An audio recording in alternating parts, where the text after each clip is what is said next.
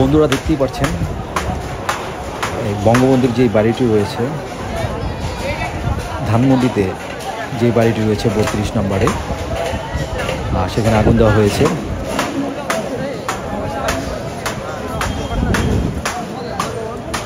পুরো বাড়িটিতে আগুন জ্বলছে, গাড়ি থেকে শুরু করে ভিতরে আসবাবপত্র সব কিছু পুড়ে যাচ্ছে।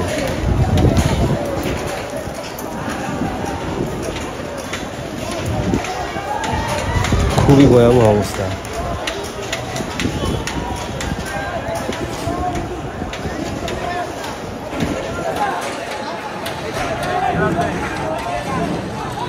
এটি হচ্ছে ধানমন্ডি 32 নম্বরের বাড়িটি।